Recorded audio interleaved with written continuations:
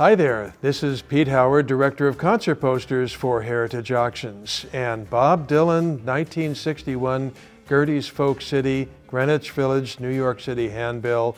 Oh my goodness. Can I just sit here for like 3 minutes and just say that I'm at a loss for words and that'll be the video? That's what I want to do.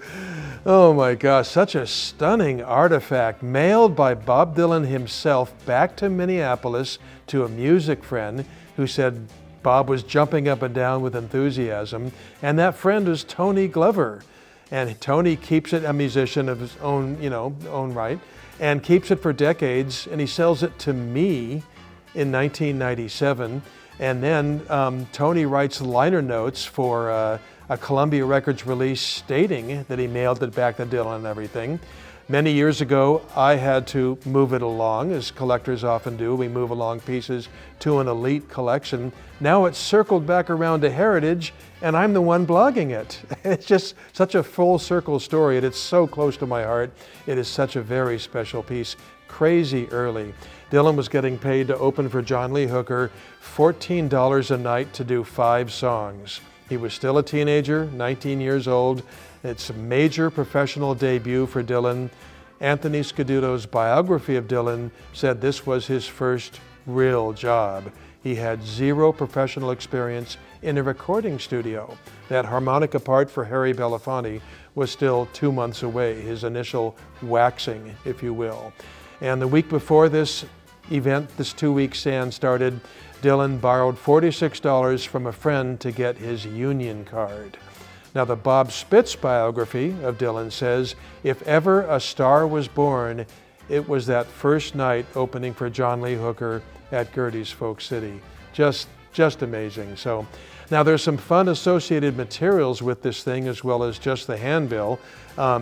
Tony Glover, by the way, he's the one who recorded the Minnesota Party tape that, Dylan was doing all these great acoustic songs that have been bootlegged forever, and Sony Legacy just put out this 8 CD box set that has a lot of it. Anyway, Tony Glover wrote this really nice letter of provenance, and he explains how he wrote a short poem on the back of this, and then his car broke down, and he wrote a note on the back of this saying, "Don't tow away my car." Ah, my goodness. And so that letter of provenance, you'll see it on our website. It's really, really fun and really accentuates the piece. There's also a letter from the Grammy Museum thanking me actually for loaning it to them. And even a handbill from Gerde's Folk City the week before this started, still John Lee Hooker, but Jimmy Gavin was the opening act because Dylan was there every night studying the stage and the crowd and the mannerisms and everything. So as a collector, I thought, well, I'm going to get the handbill from the week before too because Dylan was there every night. So, typical fun collector stuff for sure. So yes, many museums have carried this because it was part of the Experience Music Project Traveling Bob Dylan exhibit many years ago, and so that hit many museums, including, for example, the Morgan Library in New York City and the Grammy and so forth. Real quickly, as far as that, David Glover credit, Tony Glover, what he wrote in the Columbia Records booklet, he said, Bob headed east in late 1960. We exchanged letters, and he proudly sent me back a flyer advertising him playing at Gerde's Folk City on a bill with John Lee Hooker. Bam, slam dunk letter of provenance. That's actually in the Columbia Records booklet, that with the letter of provenance. And the coffee stain on there, the crazy coloring, I adore it. So much better than just plain white. It's got character coming out its ears.